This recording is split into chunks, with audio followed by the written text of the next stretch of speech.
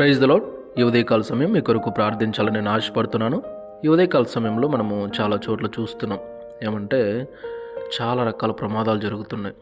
ప్రమాదాల్లో చాలామంది చనిపోతున్నారు, గాయాలు పాలవుతున్నారు, హాస్పిటల్లో బెడ్ మీద పడుతున్నారు. కాబట్టి ఈ యాక్సిడెంట్స్ జరగకూడదని మనము ప్రార్థన చేద్దాం. ఈ యాక్సిడెంట్లో ఏ ఒక్కరు చిక్కుకోకుండా ప్రతి ఒక్కరిని దేవుడు తప్పించలాగా మనము ప్రార్థన చేద్దాం. 2 తలలు ఉంచండి, ప్రార్థన చేసుకుందాం. మహాపరిశుద్ధుడైన మా తండ్రి, మహోన్నతుడ, మీకే వందనాలు, స్తుతులు, స్తోత్రములు చెల్లిస్తున్నాము తండ్రి. ఈ సర్వ సృష్టిని మీ మాట చొప్పున కలిగించారు, కృతజ్ఞతలు దేవా. ఈ ఉదయకాల సమయంలో చాలా చోట్ల మేము చూస్తున్నాము తండ్రి.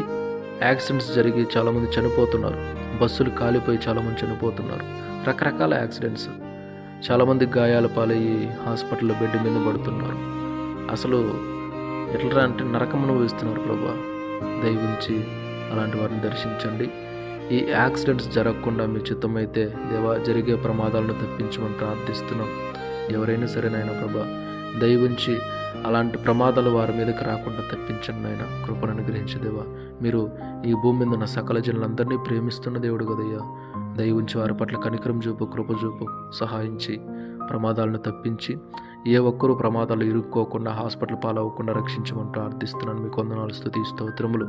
ప్రతి ఒక్కరికి రక్షణ, మారుమనసు అనుభవాన్ని దయచేయండి, కృపను అందించండి.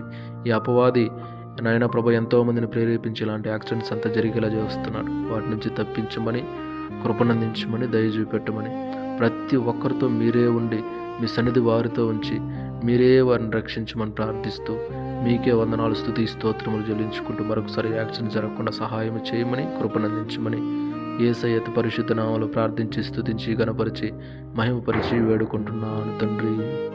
ఆమేన్.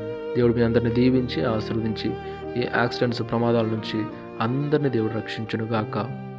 ఆమేన్.